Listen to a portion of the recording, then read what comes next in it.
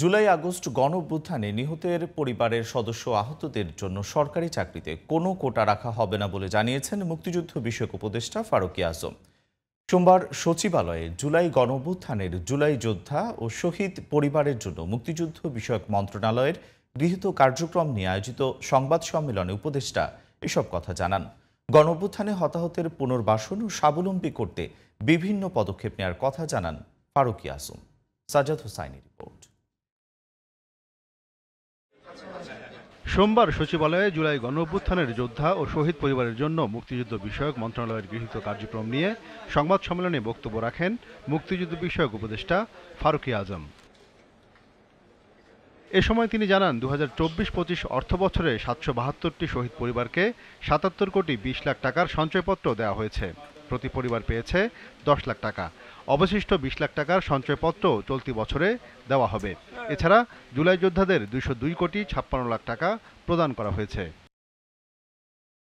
জুলাই যোদ্ধা ও তাদের পরিবারকে পুনর্বাসন ও স্বাবলম্বী করতে নানা উদ্যোগ নেওয়া হয়েছে, তবে সরকারি চাকরিতে তাদের কোটা রাখা হবে না বলে জানান মুক্তিযুদ্ধ বিষয়ক উপদেষ্টা।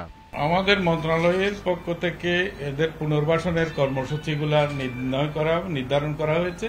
সেই অনুসারে মন্ত্রণালয় যাবতীয় কার্যক্রম গ্রহণ করবে। এই কার্যক্রমের ভিতরে ফ্ল্যাট দেয়া কিংবা চাকরির কোটা দেয়া এইসব বিষয় নাই।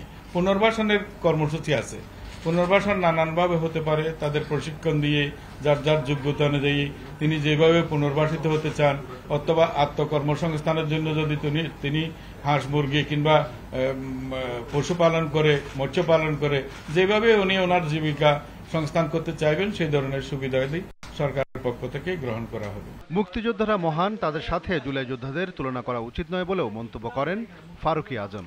মুক্তিযোদ্ধাদের প্রসঙ্গটা এখানে না আসাই উচিত। মুক্তিযোদ্ধারা মহান, তাদের অবদান এটা অনস্বীকার্য, এটা সার্বজনীনভাবে চলবে, এটা নিয়ে এখানে এই প্রসঙ্গটা আসা ঠিক নয়। 844 জনকে জুলাই শহীদ হিসেবে তালিকাভুক্ত করে গ্যাজেট প্রকাশ করা হয়েছে। আহতদের মধ্যে ক শ্রেণীতে 958 জন, খ শ্রেণীতে 4 জন এবং গ শ্রেণীতে 10,642 জন জুলাই যোদ্ধা রয়েছেন বলেও জানানো হয় সংবাদ সম্মেলনে। ধন্যবাদ। Sajjad Hossain, GTV news, Dhaka.